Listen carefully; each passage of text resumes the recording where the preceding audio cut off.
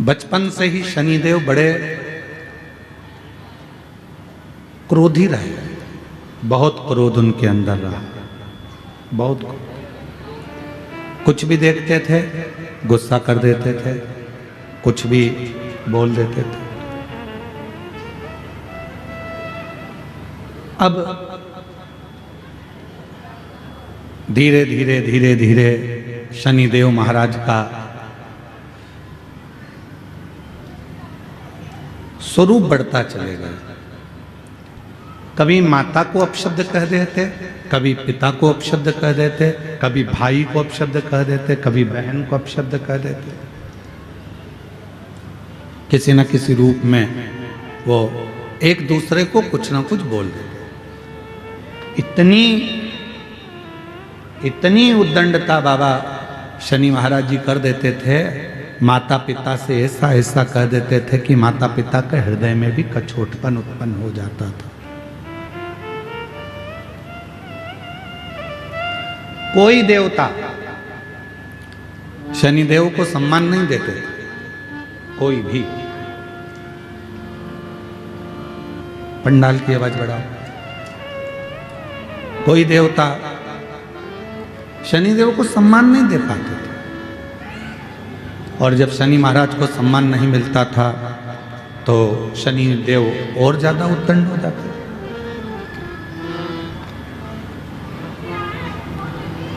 अब केवल शनि महाराज की कथा मत सुनो, अपने घर के बच्चों को भी देखो।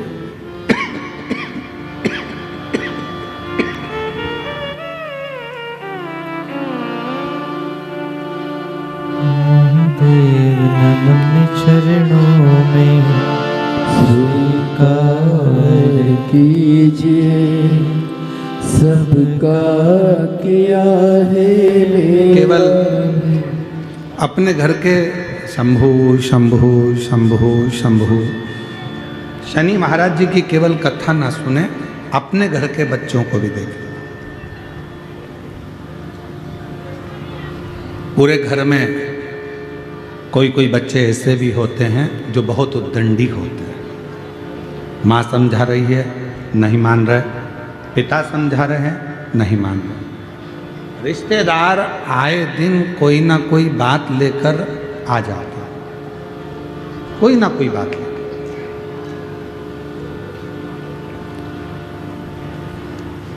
कोई ना कोई खबर लेकर रिश्तेदार आ जाते हैं। अब उस बच्चे पे एक समय ऐसा आता है, ना माँ ध्यान देती है, ना पिता ध्यान देते हैं, ना कोई रिश्तेदार ध्यान देता है। सबको मालूम है कि ये उद्दंडी है, उस पर लोग ध्यान देना बंद कर देते हैं। पर शिव महापुराण की कथा कहती है जो बच्चे ज़्यादा उद्दंडी होते चले जाते हैं, नहीं सुन रहे, नहीं मान रहे, तो निवेदन है उनको हाथ से छोड़ो मत, उन पर ध्यान देना छोड़ो मत, बल्कि उन पर ज़्यादा ध्यान दो। और होता है, हमने कई स्कूलों में देखा है, जो अच्छे पढ़ने वाले बच्चे होते हैं, अच्छे पढ़ने वाले बच्चे होते हैं, बहुत विद्वान बच्चे होते हैं, तो उनको सबसे आगे वाली रो में रखते हैं। बोलो बोलो, सही है कि गलत है? आप देखिए बड़े बड़े स्कूलों में, प्राइवेट स्कूलों में, अन्य स्कूलों में, जो बच्चे पढ़ने में सबसे ज़्यादा होशियार हैं उनको सबसे आगे की लाइन में रखा जाता है। फिर उससे जो पढ़ने में थोड़े कमज़ोर हैं उनको पीछे की लाइन में रखते हैं। फिर उससे भी ज़्यादा जो पढ़ने में कमज़ोर है उसको तीसरी लाइन में रखते हैं। फिर उससे भी ज़्यादा जो कमज़ोर हैं उसको लास्ट आखिरी की लाइन में रखते हैं। बोलो जम के, सही है कि गलत है? पर होना क्या चाहिए? जो पढ़ने में होशियार है, पहले से उसमें बुद्धि अच्छी है, तो उसको तुम्हारे ध्यान केंद्रित करने की जरूरत ही नहीं है, इसको करो पीछे। और जो पढ़ने में होशियार नहीं है, जो जानता नहीं है, जो पढ़ना जानता नहीं है, उसको रखो आगे। तो टीचर हो तुम, बार बार टोकोगे, समझाओगे, देखोगे, ध्यान दोगे, तो जो नहीं पढ़ने वाला भी है वो भी एक दिन पढ़कर अव्वल निकल सकता है, आगे बढ़ सकता है। पर टीचरों ने करा क्या? एक उल्टी रीति अपनाई। जो पढ़ने में होशियार है ए नंबर में, जो पढ़ने में कम होशियार है वो बी नंबर में, जो पढ़ने में और कम होशियार है वो सी नंबर में, और जो पढ़ने में एकदम गड़बड़ है बुड्ढी नंबर में। सबसे आखिरी में उसको बिठाया जो पढ़ने में होशियार है ही नहीं, पर जरूरत क्या थी, उस बच्चे को पढ़ाना है तुम्हें। टीचर का मतलब क्या हुआ, शिक्षक का मतलब क्या हुआ। आप एक अच्छे शिक्षक हैं और अच्छे टीचर हैं और आपका स्कूल इतना अव्वल में चल रहा है, तो वहां जरूरत किसको है, जो पढ़ने में होशियार कम है उनको होशियार बनाने की, जो पढ़ने में कमजोर हैं उनको मजबूत बनाने की, जो पढ़ने में एकदम डल हैं उनको प्रखर बनाने की। पर प्रत्येक जितने भी स्कूल हैं प्राइवेट, जितने भी स्कूल हैं, सारे स्कूलों में एक नियम आ गया, अच्छे पढ़ने वाले बच्चों को आगे रखो और जो बिल्कुल पढ़ने में डल हो उनको पीछे रखो। नियम होना चाहिए जो बिल्कुल डल हैं उसको आगे रखो, जिससे पीछे से पढ़ने वाले बच्चे भी उसको प्रेशर देंगे, इधर से तुम प्रेशर दोगे, तो दोनों के बीच में वो बच्चा पढ़कर एक ना एक दिन कलेक्टर, एसपी, आईजी, डीआईजी और कमिश्नर बनकर बैठ सकता है। पर हमारे स्कूलों में दूसरा क्रम कर दिया, पढ़ने वाला सबसे आ गया, वो तो पहले से ही पढ़ने में होशियार है, तो उसको तो तुम्हें कुछ बताने की जरूरत ही नहीं पड़ेगी। शिक्षक को, टीचर को मेहनत किसके साथ करना पड़ती है, जो एकदम डल है, पढ़ने में कमजोर है, उसके लिए जरूरत है।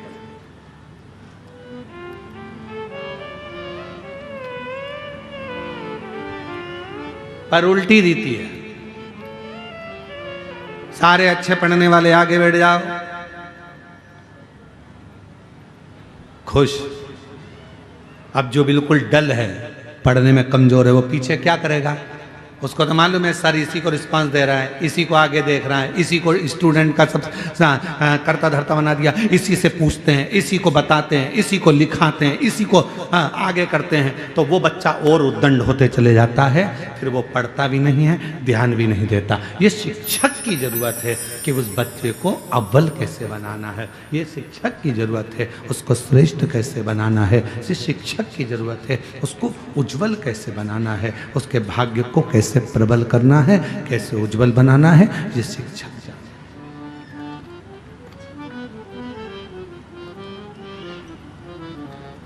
ये उसके ऊपर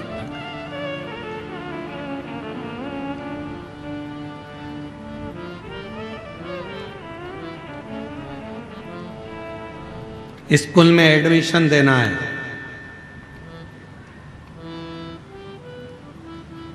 क्या आता है तुम्हारे बच्चे को, क्या आता है तुम्हारे बच्चे को, माँ बोलना आता है, पिता बोलना आता है, नमन करना आता है, प्रणाम करना आता है, संस्कारों में ढला हुआ है, इसको और कुछ सिखाया है, स्कूल में लेकर आए हैं, आप इसको जो सिखाएंगे मेरा बच्चा वो सीखेगा और एक न एक दिन उच्च अधिकारी बनकर विराजमान जरूर होगा, ये निश्चित है। आप मेहनत तो करो, आप और हम मेहनत नहीं कर पा रहे। आज का जमाना इतना विचित्र है कि हर व्यक्ति को सब कुछ रेडी चाहिए, एकदम बना हुआ, सब रेडी। शादी में भी लोग कब जाते हैं, एक दूसरे को फोन लगाकर पूछ लेते हैं, एक दूसरे को फोन लगाकर पूछते हैं, क्यों रिसेप्शन चालू हो गया क्या, पार्टी चालू हो गई क्या। अब उनको ये मतलब नहीं है कि दूल्हा आया कि नहीं आया, दुल्हन आई कि नहीं आई, वरमाला हुई कि नहीं, कौन आया कौन नहीं आया, कौन समझा कौन नहीं समझा, उसे कोई मतलब नहीं है कि कौन आ रहा है कौन नहीं आ रहा है, कौन वरमाला हो रही है कौन रिश्तेदार है, उसे कोई मतलब नहीं। उसको तो एक ही चीज, क्यों रिसेप्शन चालू हो गया क्या, भोजन चालू हो गया क्या, सब रेडी मिल जाए तो व्यक्ति वहां पहुंच जाए। माता पूजन में जाना है, नवरात्र देवी जी का पूजन है, शादी में माता पूजने के लिए जाना है, क्यों फोन लगा के पूछेंगे, क्यों बाहर निकल गए क्या, माता पूजन चालू हो गई क्या, बैंड बाजे चल दिए क्या, बस एकदम रेडी होना चाहिए तो चल दिए। हर व्यक्ति को, बच्चों को क्या चाहिए, पापा तुम हमारे लिए ये दुकान डाला दो, मम्मी तुम हमारे लिए ये कर दो, बहू कहती है मम्मी तुम हमारे लिए ये कर दो, मम्मी मेरा हाथ का हार बना दो, मम्मी मेरी पाटली बना दो, पापा मेरे लिए ये कर दो।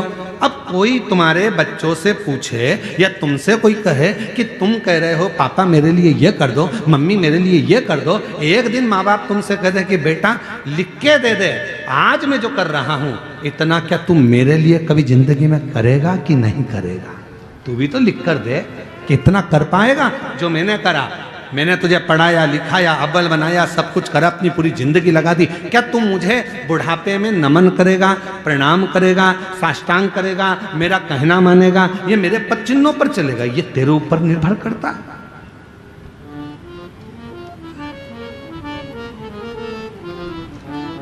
और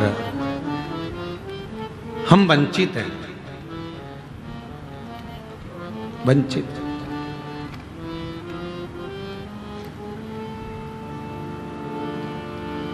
भगवान दत्तात्रेय के कितने गुरु थे? जम के बोलो जल्दी से, कितने? दत्तात्रेय भगवान के 24 गुरु थे। कितने? जम के बोलो जरा सब। 24। उस 24 गुरु में से दत्तात्रेय भगवान ने एक वैश्या को भी गुरु बनाया था, पिंगला।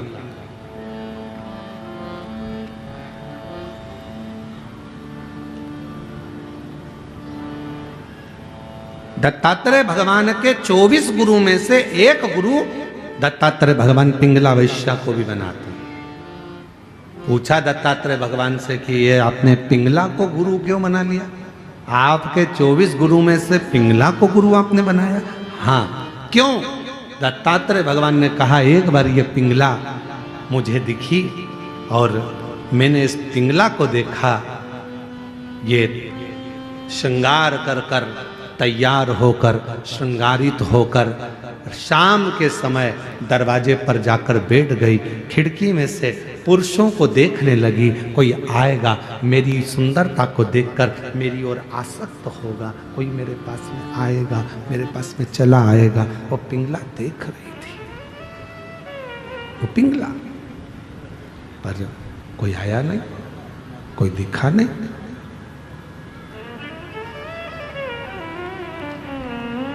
एक दिन निकल गया, दूसरा दिन आया, दूसरे दिन भी कोई नहीं पहुंचा, कोई नहीं, तीसरे दिन भी कोई नहीं पहुंचा।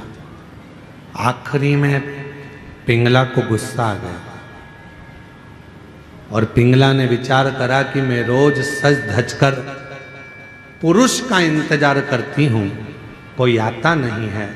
अगर इतनी सज धज कर यदि उस परमात्मा का इंतजार करती तो एक दिन मेरा भगवान देवाधिदेव महादेव जरूर आ जाता। इंतजार करती तो वो शिव जरूर आता। उसका यदि इंतजार किया होता तो वो जरूर पहुंच जाता, बहुत पहुंच जाता। बस उस पिंगला ने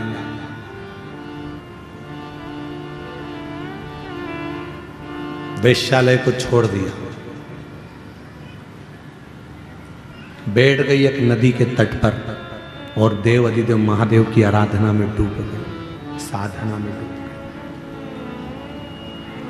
अब वो पुरुष को अपनी ओर नहीं खींच रही है, अब वो पुरुष को अपनी ओर लेकर नहीं आ रही, अब वो परमात्मा को अपनी ओर लेकर आ रही। तो दत्तात्रेय भगवान ने 24 गुरु में से एक गुरु पिंगला वैश्या को बनाकर यह उपदेश दिया है, ये ज्ञान दिया है, ये बताया है कि आप जो कुछ भी श्रृंगारित हो, आप जो कुछ भी करो, घर में अगर भोजन भी बना रहे हो तो अपने पति के लिए, अपने बच्चों के लिए बना रहे हो तो ये सोचकर बनाए कि मैं अपने पति या अपने बच्चों के लिए नहीं,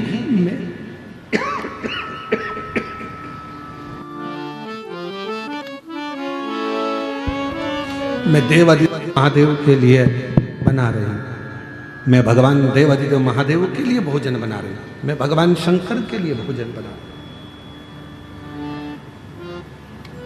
भगवान शिव के लिए भोजन बना रही हूँ। वस्त्र तैयार कर रहे हो ये मानकर करो कि मैं भगवान के लिए कर रही हूँ। पहनेंगे तुम्हारे पति, पहनेंगे तुम्हारे बच्चे, पर तैयार किसके लिए कर रहे हो? भगवान के लिए। भोजन किसके लिए बना रहे हो? भगवान के लिए। कपड़े किसके लिए सिला रहे हो? भगवान के लिए। और यहाँ तक शिव पुराण कहती है आप अपने लिए अगर कोई साड़ी भी खरीद रहे हो तो ये सोचकर मत खरीदो कि मेरे लिए खरीद रही हूँ, ये सोचो मेरे भीतर जो माँ दंतेश्वरी माता मेरे अंदर विराजमान है, मेरी माँ पार्वती बैठी है, ये साड़ी मैं उसके लिए खरीद रही हूँ, मैं पहनूंगी पर माँ प्रसन्न हो। ये मैं पहनूंगी, पर मेरी माँ प्रसन्न होगी, मेरी माँ आनंदित होगी। ये उसके लिए खरीदी जा रही है, उसके लिए। और मैंने तेरे ही भरोसे बाबा, तेरे ही भरोसे हवा बिच उड़ती जागी, बाबा डोर है तो छली नावे कटकी जागी। ओ भोले मैं तेरी पतंग, शंभो मैं तेरी पतंग। शिव तत्व कह रहा है 24 गुरु में से दत्तात्रेय भगवान ने एक गुरु पिंगला वेश्या को भी बनाया, पिंगला वेश्या को गुरु बनाया और उससे भी ज्ञान प्राप्त किया कि ईश्वर को भजो, सत्याग ईश्वर।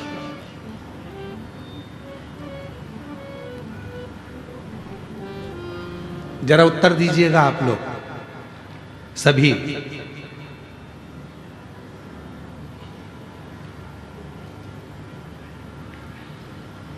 तुम्हारे घर में 50,000 रुपए हैं,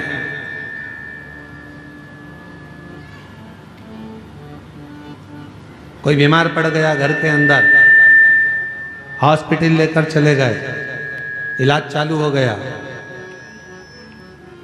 दवाइयां भी आने लगी, गोलियां भी आने लगी, हॉस्पिटल का खर्चा भी निकलने लगा, सब कुछ।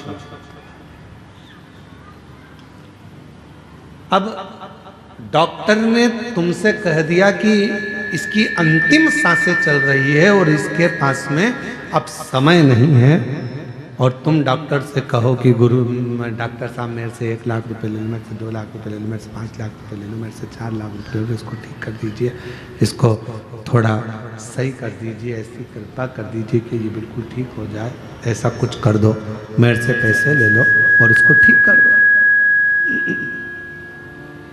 भगवान भोलेनाथ कृपा करो, इसको ठीक कर दो। मेरे से 2 लाख रुपए ले लो, 5 लाख रुपए ले लो, परंतु इसको ठीक कर दो।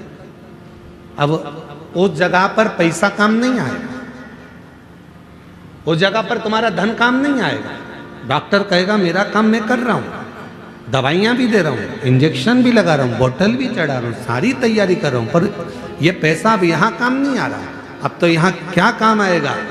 तो शास्त्र कहता है धन कमाना सरल है, पैसा कमाना सरल है, किसी के यहां जाकर मेहनत करोगे 200-500 रुपए दे देगा, कोई दुकान पर काम करोगे 200-500 रुपए दे देगा, हमाली करोगे 200-500 रुपए मिल जाएगा। शिव महापुराण की कथा कहती है पैसा कमाना सरल है, पर पुण्य कमाना दुनिया का सबसे कठिन काम है।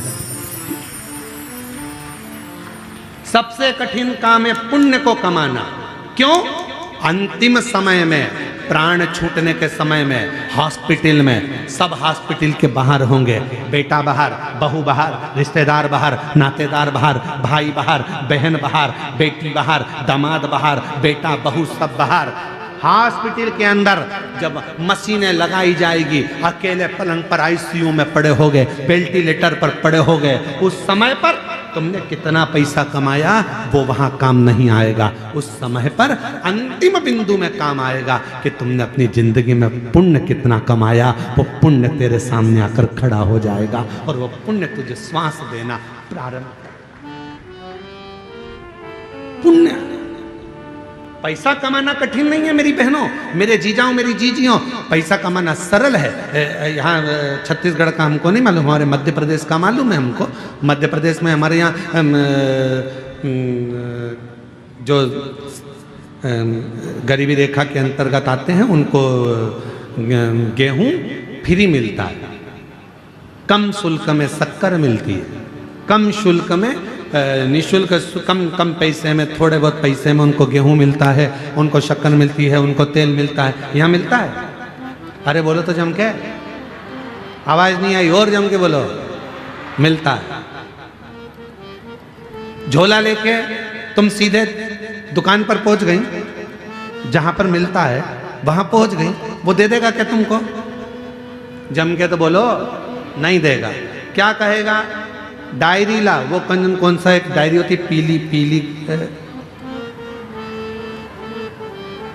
है, परमिट, आधार कार्ड, राशन कार्ड। हाँ, परंतु राशन कार्ड भी पीला और लाल ऐसा कुछ चलता है कि वो उसी पे दवाई की व्यवस्था होती है, उसी पे फ्री में इसकी व्यवस्था होती है, ऐसे ही ना कुछ। तो वो कार्ड लेकर जाओगे तो तुमको फ्री में चावल मिल जाएगा, धान मिल जाएगी, फ्री में शक्कर मिल जाएगी, फ्री में तुमको तेल मिल जाएगा। वो कार्ड तुम्हारे पास में होना चाहिए। और अगर कार्ड नहीं है, कार्ड है तो हॉस्पिटल में भी तुमको पूरी व्यवस्था मिल जाएगी। कार्ड है तो इतने लाख तक की तुम्हारी बीमारी का खर्चा सरकार उठाएगी। क्यों? कार्ड है तो तुम्हारी बीमारी का खर्चा भी सरकार उठाती है। कार्ड है तो तुम्हें खाने को भी देती है, कार्ड है तुम्हें पीने को भी देती है, कार्ड है शक्कर भी देती है, कार्ड है तो तेल भी देती है, कार्ड है तो पानी फ्री, कार्ड है लाइट फ्री। उसी तरह जैसे तुम्हारे पास कार्ड है तो सारी व्यवस्था सरकार करती है, उसी तरह तुम्हारे मुख में श्री शिवाय नमस्तुभ्यम है तो पूरी व्यवस्था महादेव करते हैं। पूरी व्यवस्था महादेव करते हैं। तुम्हारे पास कार्ड है, व्यवस्था मिल जाए, कार्ड है, व्यवस्था मिलेगी। जो समझदार हैं, जिनके घर में मोटरसाइकिल भी है, 4 व्हीलर है, तो भी उनने कार्ड बनवा रखा है। बोलो तो नहीं जीजिए, सही है कि गलत है? और जिसके यहाँ पर झोपड़ा है, कुछ खाने का भी नहीं है, वो आज तक फाइल लेके घूम रही है, सर मेरा कार्ड बना दो, सर मेरा कार्ड बना दो, सर मेरा कार्ड बना दो, सर मेरा कार्ड बना दो। उसके घर में कुछ नहीं है और वो कार्ड के लिए घूम रही है। और जिसके पास सब कुछ है, गाड़ियां हैं, बंगला है, दौलत है, धन है, और उसके घर के 4 कार्ड बने, इलाज फ्री, खाना फ्री, ये फ्री, वो फ्री, वो फ्री। वो तड़प रही है कार्ड के लिए। उसी तरह धन कमाना सरल है, पैसा कमाना सरल है, पैसे को एकत्रित करना बहुत सरल है, पर पुण्य कमाना बहुत कठिन है। पुण्य कैसे कमाओ? और पुण्य मतलब कार्ड। पुण्य कैसे कमाओगे? कार्ड कैसे बनाओगे? कार्ड बनाने के लिए याद रखना, आज के समय में अगर कार्ड बनवाना है तो तुम्हारी पहचान अच्छी होना चाहिए। पहचान है तो सील ठप्पे लग के कार्ड तैयार हो जाएगा। उसी तरह परमात्मा को अगर पाना है तो कुछ अगर बहुत बीमारी भी आ गई है और उससे अगर निपटना है, पैसा काम नहीं आएगा, पहचान काम आएगी। और पहचान शिव से बना लो तो वो पुण्य प्रबल कर देगा और सारे दुखों से दूर कर देगा। दुखों से कार्ड बना।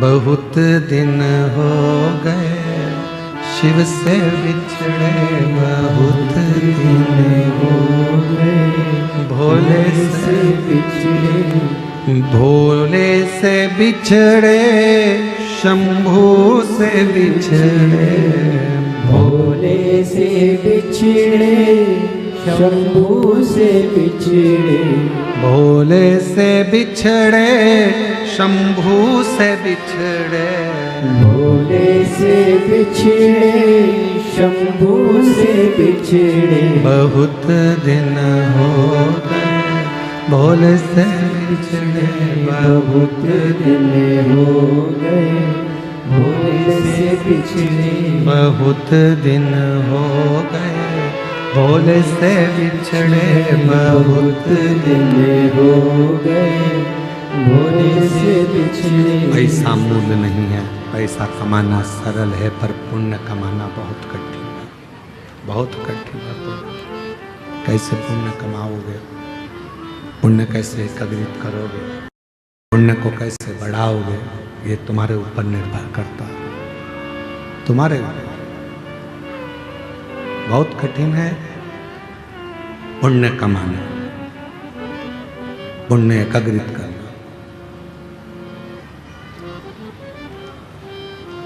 सारे तीर्थ में जाने के लिए धन की जरूरत पड़ती है। सारे तीर्थ में जाने के लिए धन की जरूरत पड़ती है। सारे तीर्थ जाने के लिए पैसे की जरूरत पड़ती है। सारे धाम तीर्थ जाने के लिए धन की जरूरत पड़ती है। केवल एक कुबरेश्वर धाम ऐसा है सीहोर, जहां जाने के लिए पैसा नहीं, बाबा से मन लगाने की जरूरत पड़ती है। दिल होगा, बाबा व्यवस्था कर। वहां अगर जाने का मन बन जाता है, बन गया जाने का, तुम्हारा विचार हो गया, तुमने दिल लगा लिया भगवान शिव जी से, बाबा भोलेनाथ जी से तुमने दिल जोड़ लिया, तो फिर वो व्यवस्था कर देता है सब। कहीं ना कहीं से ऐसा धन ला कर दे देगा, पैसा ला कर दे देगा कि तुम शिव के धाम पहुंच जाओ, भगवान शंकर के पास पहुंच जाओ, शिव की चौखट पर पहुंच जाओ। कथा कर रही, शिव पुराण कह रही है, पुण्य बढ़ाएगा, पुण्य। और जब पुण्य बढ़ेगा तभी शिव कृपा करेगा। भगवान भोलेनाथ शंभू, जब पुण्य बढ़ेगा। आवाज बढ़ाओ, ग्राउंड में आवाज नहीं है, लोग चिल्ला रहे। शंभू शंभू शंभू, पुण्य बढ़ाएगा। शनिदेव, भगवान शनि महाराज को कोई नहीं दे, कोई उनको सम्मान नहीं दे रहा, कोई सत्कार नहीं दे रहा। सबने कह दिया ये उद्दंड है, बोलते हैं ऐसा, बहुत क्रोध करते हैं, बहुत गुस्सा करते हैं। तो उन्हें बहुत गुस्सा, बहुत क्रोध, बहुत क्रोध, बहुत गुस्सा, तो कोई देख नहीं रहा, ध्यान नहीं दे रहा। और शंभु शरणे घड़ी घड़ी रे घड़ी, दुख काटो दया करी दर्शन आपो। शंभु शरण पड़ी मांगो घड़ी रे घड़ी, दुख काटो दया करी दर्शन आपो। शनि महाराज उद्दंडी हो गए, और इतने उद्दंड शंकर शनि महाराज, कोई देवता उनको नहीं गिरता, कोई भी नहीं। तो क्या शनि महाराज को कोई पूछे ना, कोई कुछ बोले ना? इतनी उद्दंडता समझ नहीं आए। कोई नहीं पूछे, कोई नहीं बोलता। पर शनि महाराज जब उद्दंडित कर रहे, कोई पूछ नहीं रहा, कोई बोल नहीं रहा। शंभु शरण पड़ी मांगो घड़ी रे घड़ी, दुख काटो दया करीन दर्शन आपो। शंभु शरण पड़ी मांगो घड़ी रे घड़ी, दुख काटो दया करीन दर्शन आपो। शनि महाराज ने उद्दंडता करी, इतनी उद्दंडता करी, कोई देवता उनको पूछ नहीं।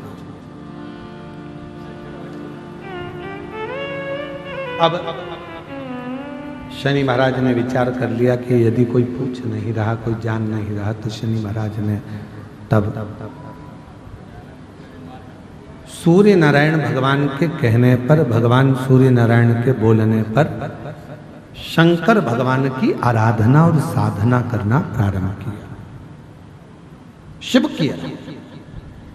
और याद रखना, जिस बच्चे को लोग नकार देते हैं, जिस बच्चे को लोग पूछना बंद कर देते हैं, जिस बच्चे का लोग सम्मान नहीं करते हैं, जिस बच्चे का लोग सत्कार नहीं करते हैं, सेट हो गया, थोड़ा आवाज बढ़ा दो। जिस बच्चे को लोग सम्मान नहीं देते, सत्कार नहीं देते, आदर नहीं करते, सम्मान नहीं देते, एक दिन तुम्हारे घर का इतिहास वही बच्चा रचकर बताता है। वही बच्चा एक दिन तुम्हारे घर का पूरा इतिहास वही बच्चा रचकर बताता है। बस ठीक है, थोड़ा प्रेशर बढ़ा दो बस हल्का सा। वही बच्चा तुम्हारे घर का इतिहास रचा, वही बच्चा। अपनी बहनों में भी देखो, जिस बहन को लोग अच्छा नहीं मानते, ये कोई काम की नहीं है, इसको कुछ नहीं आता, ये ऐसी है, जिसको पूरे घर के लोगों ने नकारा, उसका ससुराल इतना जोरदार मिलता है कि लोग भी देखते रह जाते हैं। बहन का ससुराल इतना, वो तो ऐसी है, दिखने में भी अच्छी नहीं लगती है और रंग भी सांवरा है और ना उसको ये आता है ना वो आता है। मैं तो इतनी पढ़ी लिखी, मैं इतनी एजुकेटेड, और मालूम पड़े तेरे को मिल गया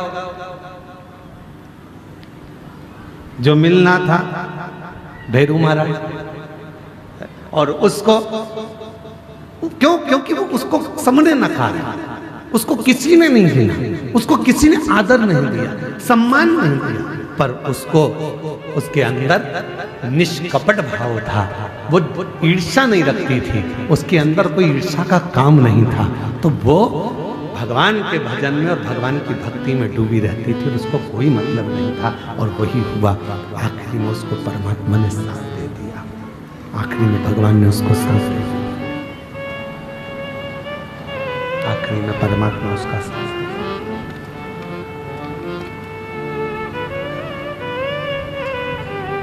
जिसको दुनिया नकार देती है, जिसको दुनिया स्वीकार नहीं करती, फिर एक दिन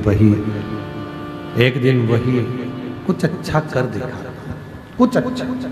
शनि महाराज के पिताजी ने, सूर्य भगवान ने कह दिया, शनि तुम एक काम करो कि तुम्हें कोई नहीं पूछता तो तुम भगवान शिव की आराधना करो, और मेरी बेटियों बेटाओं, मेरी जीजियों, मेरे जीजाओं, मेरे भाई, मेरे माता पिता, बुजुर्गों के चरणों को नमन कर कर कहता हूं, जब पूरे